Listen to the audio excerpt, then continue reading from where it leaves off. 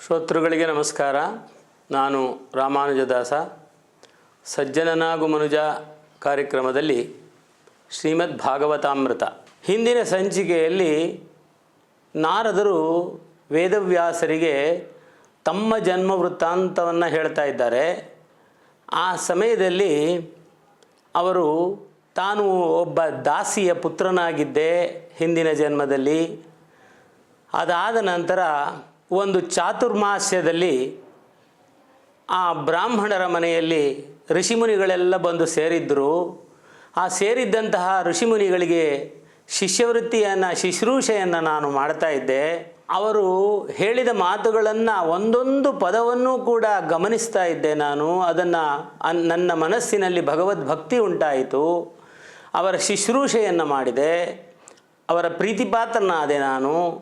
ಅವರು ಊಟ ಮಾಡಿ ಉಳಿದಂತಹ ಪಾಕಶೇಷವನ್ನು 1 ಹೊತ್ತು ತಿಂದು 3 ಹೊತ್ತು ಭಗವದ್ಧ್ಯಾನದಲ್ಲಿ ಕಾಲವನ್ನು ಕಳೀತಾ ಇದ್ದೆ. ಚಾತುರ್ಮಾಸ ಕಳೆದು ಹೋದ ಮೇಲೆ ತಾಯಿಯ ಪ್ರೀತಿಗೆ ಮಮತೆಗೆ ಸಿಕ್ಕಿ ಅವಳ ಜೊತೆಯಲ್ಲಿ ಇರೋದಕ್ಕೆ ಆರಂಭಿಸಿದೆ. ಸ್ವಲ್ಪ ದಿವಸಗಳಾಯಿತು. ಸ್ವಲ್ಪ ದಿವಸಗಳಾದ ಮೇಲೆ ಒಂದು ದಿವಸ ತಾಯಿ ಕೂಡ ಹಾಲನ್ನು ಕರೆಯೋಕ್ಕೆ ಹೋದಂತಹವಳು ಅಲ್ಲಿ ಒಂದು ಸರ್ಪ ಕಚ್ಚಿ ತಾನು ಪ್ರಾಣವನ್ನು ಬಿಡ್ತಾಳೆ. ಆ ಸರ್ಪದು ತಾನೇ ಏನು ತಪ್ಪಿದೆ, ನಮ್ಮ ತಾಯಿಯ ಕಾಲ ಕಳೆದಿತ್ತು, ಕಾಲ ಸಮಯವಾಗಿತ್ತು. ಎಲ್ಲರೂ ಒಂದು ದಿವಸ ಸಮಯವಾದ ಮೇಲೆ ಹೋಗತಕ್ಕಂಥದ್ದೇ. ಕಾಲಚೋದಿತ, ಕಾಲದಿಂದ ಪ್ರೇರೇಪಿತನಾದಂತಹ ಆ ಸರ್ಪ ಕಚ್ಚಿದೆ ಅಷ್ಟೇ ಅಂತ ಹೇಳ್ತಾರೆ. ತಾಯಿಯ ಕೆಲಸವನ್ನು ಮುಗಿಸಿ ಅವನಿಗೆ ಸ್ವಲ್ಪವೂ ಕೂಡ ಅವನು ವ್ಯಥಿತನಾಗಲಿಲ್ಲ. ತಾಯಿ ಸತ್ತರೂ ಕೂಡ ಅವನ ಮನಸ್ಸಿನಲ್ಲಿ ಭಗವದ್ಭಕ್ತಿಯೇ ಉಳಿಯುತ್ತೆ ಹೊರತು ಬೇರೆ ಸಾಂಸಾರಿಕವಾದಂತಹ ವಿಚಾರಗಳು ಹೆಚ್ಚು ಉಳಿಯಲಿಲ್ಲ. ಅಲ್ಲಿಂದ ತಾನು ಉತ್ತರ ದಿಕ್ಕಿಗೆ ತಾನು ಪ್ರಯಾಣ ಮಾಡಿದೆ ಅಂತ ಹೇಳಿದರು.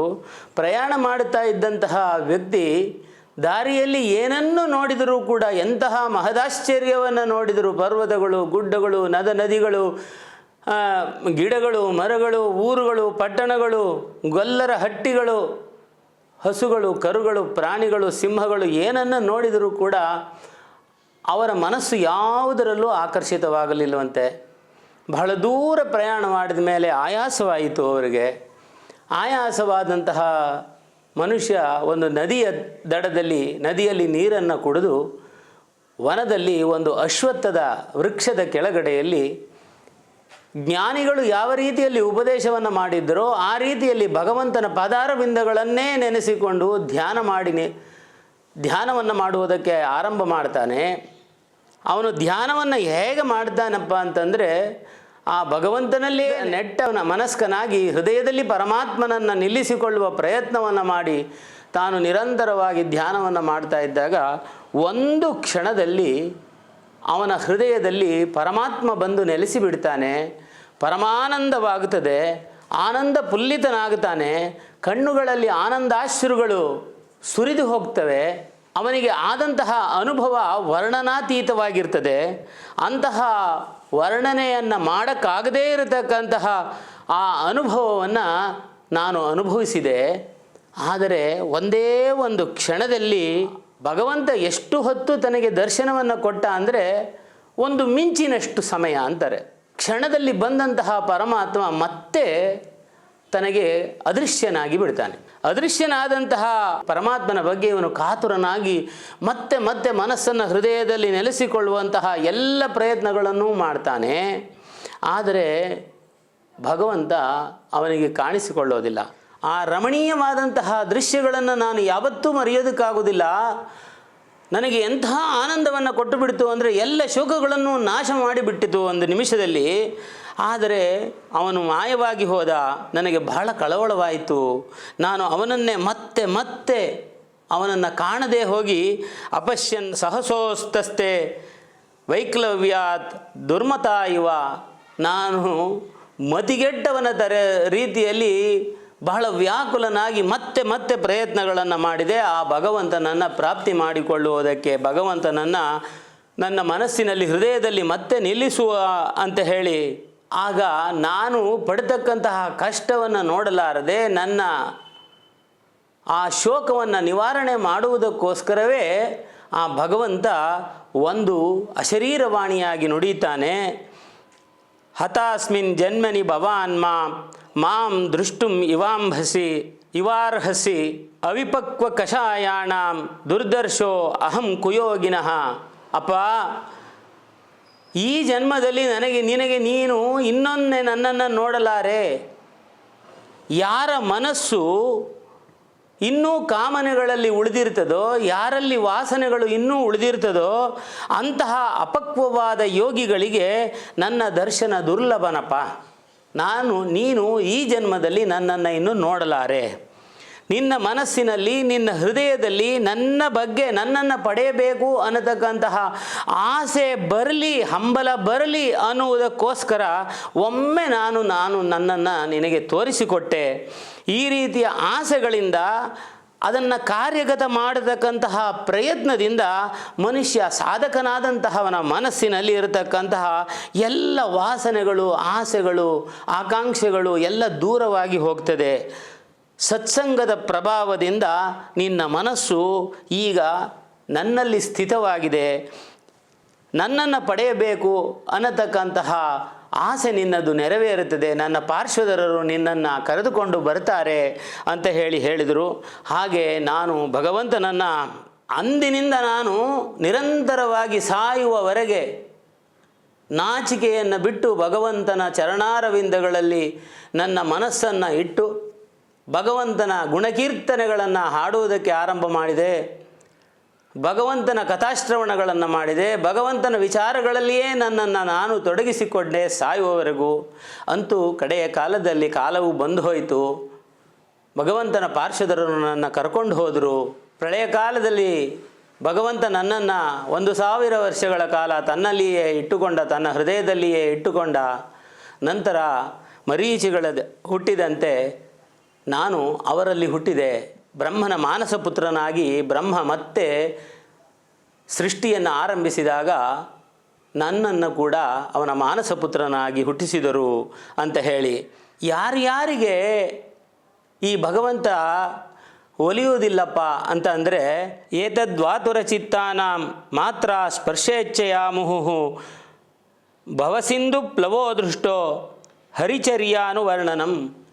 ಯಾರು ನಿರಂತರವಾಗಿ ವಿಷಯ ಭೋಗಗಳನ್ನು ಅನುಭವಿಸತಕ್ಕಂತಹ ಆಸೆಯಿಂದ ಕೂಡಿದ ಜನರಿಗೆ ಭಗವಂತನ ಲೀಲೆಗಳ, ಕೀರ್ತನೆಗಳ ಶ್ರಮಗಳು ಆ ಭವಸಾಗರವನ್ನು ದಾಟತಕ್ಕಂತಹ ಒಂದು ಉತ್ತಮವಾದಂತಹ ನಾವೇ ಆಗ್ತದೆ. ಈ ಸಂಸಾರ ಸಾಗರವನ್ನು ನಾವು ದಾಟಬೇಕಾದ್ರೆ ಸಾಮಾನ್ಯವಾಗಿ ಇಲ್ಲಿ ಹೇಳ್ತಕ್ಕಂಥದ್ದೆಲ್ಲ ನಮ್ಮಗಳಿಗೆ ಅನ್ವಯವಾಗತಕ್ಕಂತಹದ್ದು. ನಿರಂತರವಾಗಿ ವಿಷಯ ಭೋಗಗಳಲ್ಲಿ ಇರತಕ್ಕಂತಹ ಮನುಷ್ಯ ಅಂತ ಹೇಳ್ತಾರೆ. ವಿಷಯ ಭೋಗಗಳಲ್ಲಿ ಇರತಕ್ಕಂತಹ ಮನುಷ್ಯನಾದಂತಹ ನಾವು ಈ ಭವಸಾಗರದಿಂದ ನಾವು ಮೇಲಕ್ಕೆ ಹೋಗಬೇಕು ಅಂತಂದರೆ ಆ ಪರಮಾತ್ಮನ ವಿಚಾರಗಳಲ್ಲಿ, ಭಕ್ತಿ ಕೀರ್ತನೆಗಳಲ್ಲಿ ಅದರಲ್ಲಿಯೇ ನಾವು ತೊಡಗಿದರೆ ಈ ಭವಸಾಗರವನ್ನು ದಾಟಿಸ್ತಕ್ಕಂತಹ ನಾವೇ ಆಗ್ತದೆ ಆ ಭಕ್ತಿ ಅಂತ ಹೇಳಿ, ಕಾಮಲೋಭಗಳು ವ್ಯಾಪಾರಗಳಲ್ಲಿ ಪದೇ ಪದೇ ಸಿಕ್ಕಿ ಏಟು ತಿಂದು ಒದ್ದಾಡತಕ್ಕಂತಹವರಿಗೆ ಭಕ್ತಿ ಅನ್ನತಕ್ಕಂತಹದ್ದು ಇದೆಯಲ್ಲ, ಅದು ಉತ್ತಮವಾದಂತಹದ್ದು. ಅದರಿಂದ ಪರಮಾತ್ಮನನ್ನು ನಾವು ತಲುಪಬಹುದು ಅಂತ ಹೇಳ್ತಾರೆ. ಈ ವಿಷಯ ಭೋಗಗಳ ವಿಚಾರವಾಗಿ ಪುರಂದರದಾಸರು ಬಹಳ ಅದ್ಭುತವಾಗಿ ಹೇಳಿದ್ದಾರೆ. ಪುರಂದರದಾಸರ ಕೀರ್ತನೆಯಲ್ಲಿ ಭಾಗವತದ ಎಷ್ಟೋ ಭಾಗವನ್ನು ಒಂದೊಂದಾಗಿ ಬಹಳ ಸುಲಭವಾಗಿ ನಮಗೆ ಕೊಟ್ಟು ಬಿಟ್ಟಿದ್ದಾರೆ. ಇದು ಭಾಗ್ಯ, ಇದು ಭಾಗ್ಯ, ಇದು ಭಾಗ್ಯವಯ್ಯ, ಪದುಮನಾಭನ ಪಾದ ಭಜನೆ ಸುಖವಯ್ಯ. ಇದು ಭಾಗ್ಯ, ಇದು ಭಾಗ್ಯ, ಇದು ಭಾಗ್ಯವಯ್ಯ. ಕಲ್ಲಾಗಿ ಇರಬೇಕು ಕಠಿಣ ಭವದೊರೆಯೊಳಗೆ, ಬಿಲ್ಲಾಗಿರಲು ಬೇಕು ಬಲ್ಲವರ ಜೊತೆಗೆ. ಮೆಲ್ಲನೆ ಮಾಧವನ ಮನವ ಮೆಚ್ಚಿಸಬೇಕು, ಮೆಲ್ಲನೆ ಮಾಧವನ ಮನವ ಮೆಚ್ಚಿಸಬೇಕು. ಬೆಲ್ಲದಂತಿರಬೇಕು ಬಂಧು ಜನರೊಳಗೆ. ಇದು ಭಾಗ್ಯ, ಇದು ಭಾಗ್ಯ, ಇದು ಭಾಗ್ಯವಯ್ಯ. ಬುದ್ಧಿಯಲ್ಲಿ ತನ್ನು ಮನವ ತಿದ್ದಿಕೊಳ್ಳಲು ಬೇಕು, ಮುದ್ದಾಗಿ ಇರಬೇಕು ಮುನಿಯೋಗಿಯೊಳಗೆ. ಮಧ್ವಮತಾಬ್ದಿಯಲ್ಲಿ ಮೀನಾಗಿ ಇರಬೇಕು, ಶುದ್ಧನಾಗಿರಬೇಕು ಕರ್ಣೇಂದ್ರಿಯಂಗಳಲ್ಲಿ.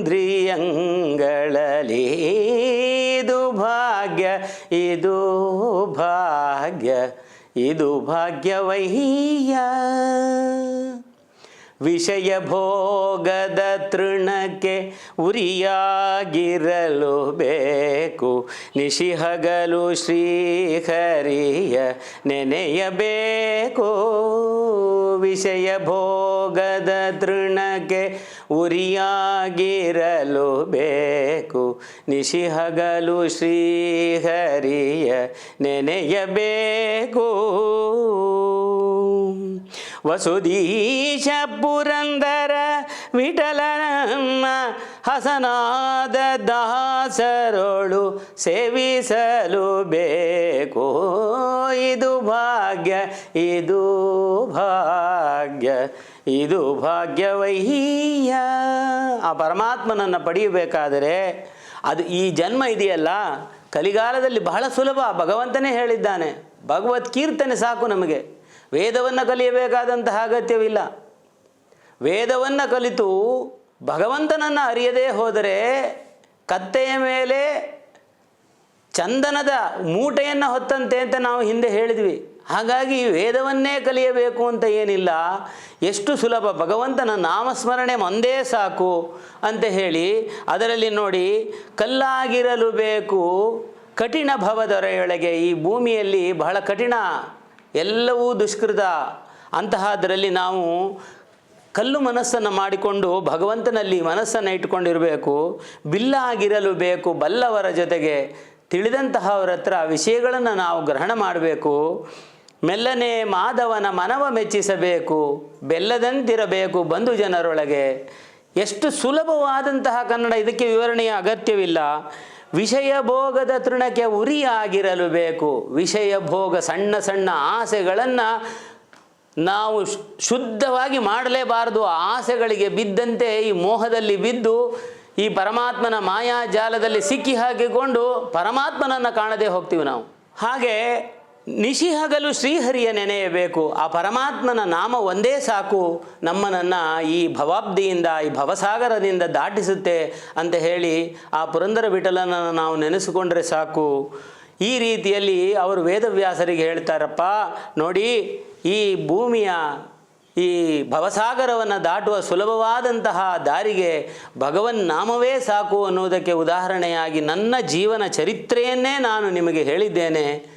ಇನ್ನು ನೀವು ಭಗವದ್ಭಕ್ತಿಗೆ ಅನುಕೂಲವಾಗತಕ್ಕಂತಹ ವಿಚಾರಗಳನ್ನು ಮಾಡಿ ಅಂತಹ ಒಂದು ರಚನೆಯನ್ನು ಮಾಡಿ ಅಂತ ಹೇಳಿ ವೇದವ್ಯಾಸರಿಗೆ ನಾರದರು ಹೇಳ್ತಾರೆ. ವೇದವ್ಯಾಸರು ಭಗವದವತಾರವೇ, ಆದರೆ ಯಾರೋ ಒಬ್ಬರ ಪ್ರೇರಣೆಯಾಗಬೇಕಲ್ಲ. ಇನ್ನೊಂದು ಭಗವದವತಾರವಾದಂತಹ ನಾರದರಿಂದ ಪ್ರೇರಣೆಯಾಗ್ತದೆ. ಹಾಗಾಗಿ ವೇದವ್ಯಾಸರು ಕ್ಷಮ್ಯಾಪ್ರಾಸ ಅನ್ನತಕ್ಕಂತಹ ಸರಸ್ವತಿ ನದಿಯ ದಡದಲ್ಲಿ ಯಜ್ಞವನ್ನು ಮಾಡತಕ್ಕಂತಹ ಒಂದು ಜಾಗ. ಆ ಜಾಗದಲ್ಲಿ ವೇದವ್ಯಾಸರು ಕುಳಿತು ಭಗವಂತನನ್ನು ನೆನೆಸಿಕೊಂಡು, ಮನುಷ್ಯನು ತಾನು ತನ್ನ ಜೀವನದಲ್ಲಿ ಅವನು ತ್ರಿಗುಣ ಜೀವ ಅನ್ನತಕ್ಕಂತಹವನು, ಜೀವಾತ್ಮನಾದಂತಹ ಅವನು ಭಗವಂತನ ಒಂದು ಅಂಶ ಅಂತ ಹೇಳಿ ನಾವು ಹೇಳಿದ್ವಿ ಹಿಂದೆ. ಅವನು ತ್ರಿಗುಣಾತೀತನಾಗಿದ್ದಾನೆ. ಈ ಸತ್ವರಜ ತಮೋ ಗುಣಗಳು ಅವನಿಗೆ ಅಂಟಿಕೊಳ್ಳುವ ಅಗತ್ಯವಿಲ್ಲ. ಆದರೆ ಈ ಮಾಯೆಯಿಂದ, ಭಗವಂತನ ಮಾಯೆಯಿಂದ ಅವನು ತಾನು ತ್ರಿಗುಣಾತ್ಮಕ ಅನ್ನತಕ್ಕಂತಹ ಭಾವನೆಯಲ್ಲಿ ಇದ್ದು ಬಿಡ್ತಾನೆ. ಮತ್ತು ಈ ಮಾಯೆಯ ಮೋಸದಿಂದ, ತ್ರಿಗುಣಗಳಿಂದ, ಮಾಯೆಯಿಂದ ಆಗತಕ್ಕಂತಹ ಅನರ್ಥಗಳನ್ನು ಅನುಭವಿಸುತ್ತಾನೆ. ಮತ್ತೆ ತಾನು ಭಗವಂತನನ್ನು ಪ್ರಾಪ್ತಿ ಮಾಡಿಕೊಳ್ಳೋದಿರಲಿ, ಮತ್ತೊಮ್ಮೆ ಭೂಮಿಯ ಮೇಲೆ ಹುಟ್ಟಿ ಬರತಕ್ಕಂತಹ ಒಂದು ಪರಿಸ್ಥಿತಿಯಲ್ಲಿ ಬೀಳ್ತಾನೆ. ಈ ಮಾಯೆಯಿಂದ ಉಂಟಾಗತಕ್ಕಂತಹ ಅನರ್ಥಗಳನ್ನು ಉಪಶಮನ ಮಾಡೋದಕ್ಕೆ, ಅಂದರೆ ಮನುಷ್ಯ ತಾನು ತ್ರಿಗುಣಾತೀತನಾಗಬೇಕು. ಹಾಗೆ ಈ ಅನರ್ಥಗಳಿಂದ ಅದನ್ನು ಉಪಶಮನವನ್ನು ಮಾಡುವುದಕ್ಕೋಸ್ಕರ ಶ್ರೀಹರಿಯ ನಾಮ ಒಂದೇ ದಾರಿ ಅಂತ ಹೇಳಿ ವ್ಯಾಸರು ಕೂಡ ಆಲೋಚನೆಯನ್ನು ಮಾಡ್ತಾರಂತೆ. ಇಲ್ಲಿ ನಾವು ಭಗವದ್ಗೀತೆಯ 7ನೆಯ ಅಧ್ಯಾಯದಲ್ಲಿ ಭಗವಂತ ಹೇಳಿದ 2 ಶ್ಲೋಕಗಳನ್ನು ನಾವು ನೋಡೋಣ. ಇದೇ ಮಾತನ್ನು ಅವರು ಕೂಡ ಅಲ್ಲಿ ಹೇಳ್ತಾರೆ. ತ್ರಿಭಿರ್ಗುಣಮಯೈರ್ಭಾವೈರೇಭಿಃ ಸರ್ವಮಿದಂ ಜಗತ್ ಮೋಹಿತಂ ನಾಭಿಜಾನಾತಿ ಮಾಮೇಭ್ಯ ಪರಮವ್ಯಯಂ. ಈ 3 ಗುಣ ಸತ್ವರಜ ತಮೋ ಗುಣಗಳು ನನ್ನಿಂದನೇ ಸೃಷ್ಟಿಯಾಗಿದೆ, ಆದರೆ ನಾನು ಅದರಿಂದ ಹೊರಗಿದ್ದೇನೆ, ಅದು ನನಗೆ ಸಂಬಂಧಪಟ್ಟದ್ದಲ್ಲ ಅಂತ ಹೇಳಿ. ಹಾಗಾದರೂ ಕೂಡ ಈ ಜಗತ್ತಿನ ಪ್ರಾಣಿ ಸಮುದಾಯ ಮೋಹಿತವಾಗಿದೆ. ಯಾವುದರಿಂದ? ಈ ತ್ರಿಗುಣಗಳಿಂದ ಮೋಹಿತವಾಗಿದೆ. ಹಾಗಾಗಿ ಮೋಹಿತಂ ನಾಭಿಜಾನಾತಿ ಮಾಮೇಭ್ಯ ಪರಮವ್ಯಯಂ, ನಾನು ಪರಮ ಅವ್ಯಯನು, ಅಜನು, ಅನಾದಿಯು, ಪುರುಷೋತ್ತಮನು, ಸ್ವರಾಟ್ ಅಂತ ಏನನ್ನು ಹೇಳಿದ್ವಿ, ಪರಮ ಸ್ವರಾಟ್ ಅವನು ಅಂತ ಹೇಳಿ ನನ್ನನ್ನು ತಿಳಿಯುವುದಿಲ್ಲ ಜನ ಅಂತ ಹೇಳಿ. ದೇವಿ ಖೇಶ ಗುಣಮಯಿ ಮಮ ಮಾಯಾ ದುರತ್ಯಯ ಮಾಮೇವಯೇ ಪ್ರಪದ್ಯಂತೆ ಮಾಯಾಮೇತಂ ತರಂತಿತೆ. ಯಾವ ಮನುಷ್ಯ ಈ ಮಾಯೆಯನ್ನು ದಾಟಿ ಬರ್ತಾನೋ, ನನ್ನ ಈ ಮಾಯೆ ಇದೆಯಲ್ಲ ಅದು ಬಹಳ ಕಷ್ಟ ದಾಟಿ ಬರ್ತಕ್ಕಂತಹದ್ದು. ಯಾವ ಮನುಷ್ಯ ಈ ಮಾಯೆಯನ್ನು ದಾಟಿ ಬರ್ತಾನೋ ಅವನು ಮಾಮೇವ ಪ್ರಪದ್ಯಂತೆ, ನನ್ನನ್ನೇ ಪಡೆಯುತ್ತಾನೆ, ನನ್ನನ್ನೇ ಹೊಂದುತ್ತಾನೆ ಅಂತ ಹೇಳಿ. ಆದರೆ 3 ರೀತಿಯ ಜನಗಳು ನನ್ನನ್ನು ಪಡೆಯುವುದಿಲ್ಲ ಅಂತ ಕೂಡ ಹೇಳ್ತಾನೆ. ನಮಾಂ ದುಷ್ಕೃತಿನೋ ಮೂಢ ಪ್ರಪದ್ಯಂತೆ ನರಾಧಮಾಃ ಮಾಯೆಯ ಅಪಹೃತ ಜ್ಞಾನಾಃ ಆಸುರೀ ಭಾವಮಾಶ್ರಿತಾಃ ಅಂತ ಹೇಳಿ 4 ಜನ ಹೇಳ್ತಾರೆ. ನಮಾಂ ಪ್ರಪದ್ಯಂತೆ, ನನ್ನನ್ನು ಹೊಂದದೇ ಇರತಕ್ಕಂತಹವರು ಜನರು ಯಾರು? ಮೂಢಾಹ, ಮೂರ್ಖ ಜನರು, ದೇವರೇ ಇಲ್ಲ ಅಂತಕ್ಕಂತಹ ವಾದಿಸ್ತಕ್ಕಂತಹ ಜನಗಳು.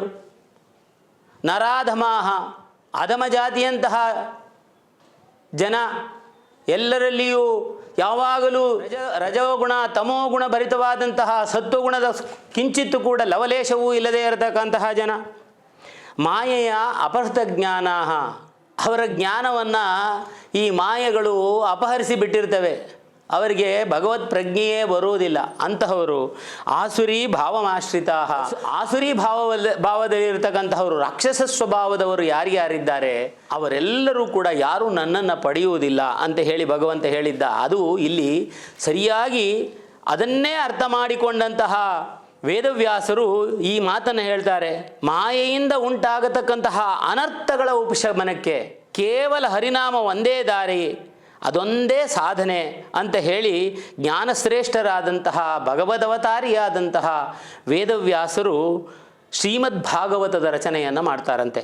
ಅನರ್ಥೋಪಶಮನಂ ಸಾಕ್ಷಾತ್ ಭಕ್ತಿಯೋಗಂ ಅದೋಕ್ಷಜೆ ಲೋಕಸ್ಯಾತ್ ಜಾನತೋ ವಿದ್ವಾನ್ ಚಕ್ರೇ ಸಾತ್ವತ ಸಂಹಿತಾಂ. ಸಾತ್ವತ ಸಂಹಿತಾ ಅಂತ ಕೂಡ ಈ ಶ್ರೀಮದ್ ಭಾಗವತಕ್ಕೆ ಹೇಳ್ತಾರೆ. ಸಾತ್ವತ ಸಂಹಿತಾ ಅಂತ ಹೇಳಿ ಶ್ರೀಮದ್ ಭಾಗವತವನ್ನು ಕರೀತಾರೆ. ಈ ವೇದವ್ಯಾಸರು ರಚಿಸಿದಂತಹ 18,000 ಶ್ಲೋಕಗಳ ಶ್ರೀಮದ್ ಭಾಗವತವನ್ನು ಅವರ ಮಗನಿಗೆ ಅವರು ಉಪದೇಶ ಮಾಡ್ತಾರೆ. ಶುಕ ಮಹಾಮುನಿ ಇದ್ದಾರಲ್ಲ, ಅವರು ಪರಮ ಭಾಗವತವರು, ಹೇಳಿದ್ವಿ ಹಿಂದೆಯೇ, ಆತ್ಮತತ್ವವನ್ನು ತಿಳಿದವರು, ಎಲ್ಲರಲ್ಲಿಯೂ ಆತ್ಮವನ್ನು ನೋಡತಕ್ಕಂತಹವರು, ಯಾರಲ್ಲಿಯೂ ಭೇದವನ್ನೇ ನೋಡದೇ ಇರತಕ್ಕಂಥವರು. ಹಾಗಾಗಿ ಎಲ್ಲರಿಗೂ ಕೂಡ ಅವರು ಬಹಳ ಪ್ರಿಯರು. ಆ ಶುಕ ಮಹಾಮುನಿಗೆ ವೇದವ್ಯಾಸರು ಶ್ರೀಮದ್ ಭಾಗವತವನ್ನು ಉಪದೇಶಿಸ್ತಾರೆ. ಅದೇ ಭಾಗವತವನ್ನು ಶುಕ ಮಹಾಮುನಿಗಳು ತಾವು ಪರೀಕ್ಷಿತ ರಾಜನಿಗೆ ಮುಂದೆ ಹೇಳ್ತಾರೆ. ಅವರು ಆ ಶ್ರೀಮದ್ ಭಾಗವತವನ್ನು ಇಲ್ಲಿ ಒಂದು ಕಡೆಯಲ್ಲಿ ಸೂತ ಪುರಾಣಿಕರು ಮಿಕ್ಕವರಿಗೆ ಶ್ರೀಮದ್ ಭಾಗವತದ ಉಪದೇಶ ಶಮ್ಯಾಪ್ರಾಸದ ಒಂದು ಭಾಗದಲ್ಲಿ ಶುಕ ಮಹಾಮುನಿಗಳು ಆರಂಭ ಮಾಡಿದ್ದಾರೆ. ಅದೇ ಸಮಯದಲ್ಲಿ ಇತ್ತ ಮಹಾಭಾರತದ ಯುದ್ಧ ಸಮಾಪ್ತಿಯ ಒಂದು ಘಟ್ಟದಲ್ಲಿದೆ. ಕೌರವರ ಮತ್ತು ಪಾಂಡವರ ಮಹಾವೀರರುಗಳು ತುಂಬ ಜನ ತೀರಿ ಹೋಗಿದ್ದಾರೆ. ಭೀಮನ ಗದಾಪ್ರಹಾರದಿಂದ ಗಾಯಗೊಂಡಂತಹ 2 ಪಕ್ಷದ ವೀರರುಗಳು ಸ್ವರ್ಗಸ್ಥರಾಗಿದ್ದಾರೆ. ಆ ಸಮಯದಲ್ಲಿ ಭೀಮನ ಗದಾಪ್ರಹಾರದಿಂದ ದುರ್ಯೋಧನ ತೊಡೆಮುರಿದು ಬಿದ್ದಿದ್ದಾನೆ. ನಾಯಿ ನರಿಗಳು ಅವನನ್ನು ಎಳೆಯುತ್ತಾ ಇರ್ತವೆ. ಆ ಸಮಯದಲ್ಲಿ ಅಶ್ವತ್ಥಾಮ ತಾನು ಬಂದು ದುರ್ಯೋಧನನ ಸ್ನೇಹಿತನನ್ನು ಬಂದು ನೋಡ್ತಾನೆ. ಅವನು ಪಾಂಡವರ ವಂಶವನ್ನು ನಿರ್ವಂಶ ಮಾಡು ಅಂತ ಹೇಳಿರ್ತಾನೆ. ಪಾಂಡವರ ವಂಶವನ್ನು ನಿರ್ವಂಶ ಮಾಡು, ನೀನೇ ರಾಜನಾಗು, ನನ್ನ ವಂಶದವರನ್ನು ಅಲ್ಲಿ ರಾಜನನ್ನಾಗಿ ಸ್ಥಾಪಿಸು ಅಂತ ಹೇಳಿ ಅಲ್ಲಿ ಇದ್ದಂತಹ ಮರಳನ್ನು ತಗೊಂಡು ಅವನಿಗೆ ಪಟ್ಟಾಭಿಷೇಕವನ್ನು ಮಾಡಿ ಕಳಿಸ್ತಾನೆ. ಎಂತಹ ದುಷ್ಟ ನೀಚ ಮನುಷ್ಯ ಆ ದುರ್ಯೋಧನ ಅಂದರೆ! ಸಾಯುತ್ತಾ ಇದ್ದಾಗಲೂ ಕೂಡ ದ್ವೇಷವನ್ನು ಅವನು ತ್ಯಾಗ ಮಾಡಲಿಲ್ಲ. ಪಾಂಡವರ ಮೇಲಿನ ಕಿಚ್ಚು ಅವನಿಗೆ ಆರಲಿಲ್ಲ. ಅವನು ಅಶ್ವತ್ಥಾಮನಿಗೆ ಹೇಳಿ ಕಳಿಸ್ತಾನೆ. ಅಂತಹ ಅಶ್ವತ್ಥಾಮ ತಾನು ಶಿಬಿರಕ್ಕೆ ಹೋಗಿ ಪಾಂಡವರನ್ನು ಸಂಹಾರ ಮಾಡಬೇಕು. ಕೃಷ್ಣನ ಚತುರತೆಯಿಂದ, ಕೃಷ್ಣ ಎಲ್ಲವನ್ನೂ ತಿಳಿದಂತಹವನು, ಸರ್ವಾಂತರ್ಯಾಮಿ ಭಗವಂತ, ಅವನು ಪಾಂಡವರಿದ್ದ ಜಾಗದಲ್ಲಿ ಉಪಪಾಂಡವರು ಮಲಗುವಂತೆ ಮಾಡ್ತಾನೆ. ಮತ್ತು ಅಲ್ಲಿಯೇ ದುಷ್ಟದ್ಯುಮ್ನ ಕೂಡ ಇರ್ತಾನೆ. ಇವನು ಹೋಗಿ ನೋಡಿದರೆ 5 ಜನ ಮಲಗಿದ್ದಾರೆ. ಎಲ್ಲರ ತಲೆಯನ್ನು ಶಿರವನ್ನು ಛೇದ ಮಾಡಿ ಅವರನ್ನು ಅಲ್ಲಿಯೇ ಸಾಯಿಸಿಬಿಡ್ತಾನೆ. ಸಾಯಿಸಿಬಿಟ್ಟು ದೃಷ್ಟದ್ಯುಮ್ನನನ್ನು ಕೂಡ ಆ ಬಿಲ್ಲಿನ ಹಗ್ಗದಿಂದ ಕುತ್ತಿಗೆಯನ್ನು ಬಿಗಿದು ಸಾಯಿಸ್ತಾನೆ. ದೃಷ್ಟದ್ಯುಮ್ನ ತಾನು ಬೇಡಿಕೊಳ್ತಾನೆ, ನನ್ನನ್ನು ಕನಿಷ್ಠ ನಿನ್ನ ಜೊತೆಯಲ್ಲಿ ಯುದ್ಧ ಮಾಡುವಂತೆ ಯಾರು ಮಾಡು, ಯುದ್ಧ ಮಾಡಿ ಸಾಯ್ತೇನೆ, ಸಾಯ್ತೇನೆ, ಯುದ್ಧ ಮಾಡಿ ಆದರೂ ಸಾಯ್ತೇನೆ, ನನಗೊಂದು ಅವಕಾಶವನ್ನು ಮಾಡಿಕೊಡು ಅಂತ ಹೇಳಿ ಕೇಳ್ತಾನವನು. ಆದರೆ ಇವನಿಗೆ ಸ್ವಾಮಿಯನ್ನು ಸಂತೋಷಪಡಿಸುವ ಆಸೆಯಲ್ಲಿ ಬೇರೆ ಏನು ಕಾಣೋದಿಲ್ಲ. ಕುರುಡನ ಥರ ಮಕ್ಕಳನ್ನು ಸಂಹಾರ ಮಾಡಿ ತಾನು ಅಲ್ಲಿ ಹೋಗ್ತಾನೆ. ಯಾರ ಹತ್ರ? ದುರ್ಯೋಧನನ ಬಳಿಗೆ ಹೋಗ್ತಾನೆ. ದುರ್ಯೋಧನನಿಗೆ ಹೇಳ್ತಾನೆ, ಈ ಥರ 5 ಜನಗಳನ್ನು ನಾನು ಸಂಹಾರ ಮಾಡಿದ್ದೀನಿ ಅಂತ ಹೇಳಿ. ಆಗ ದುರ್ಯೋಧನನಿಗೆ ಸಂತೋಷವಾಗುತ್ತಾ? ಅವನಿಗೆ ಸಂತೋಷವಾಗುತ್ತೆ ಅಂತ ಇವನು ತಿಳ್ಕೊಂಡಿದ್ದಾನೆ. ಆದರೆ ಅವನಿಗೂ ಕೂಡ ಸಂತೋಷವಾಗಲಿಲ್ಲ. ಅಂತಹ ಅಶ್ವತ್ಥಾಮನ ಮೇಲೆ ಎಲ್ಲರಿಗೂ ಕೋಪ ಬರ್ತದೆ. ದ್ರೌಪದಿ ತನ್ನ 5 ಮಕ್ಕಳನ್ನು ಕಳ್ಕೊಂಡಿದ್ದಾಳೆ. ಅರ್ಜುನನಿಗೆ ತುಂಬ ಸಿಟ್ಟು ಬರ್ತದೆ. ಇಂತಹ ಪರಿಸ್ಥಿತಿಯಲ್ಲಿ ಮುಂದೇನು ಮಾಡುವುದು ಅಂತ ಕೃಷ್ಣನ ಬಳಿ ವಿಚಾರವನ್ನು ಮಾಡ್ತಾ ಇರ್ತಾರೆ. ಉಳಿದ ಭಾಗವನ್ನು ಮುಂದಿನ ಸಂಚಿಕೆಯಲ್ಲಿ ನೋಡೋಣ. ಜೈ ಶ್ರೀಕೃಷ್ಣ.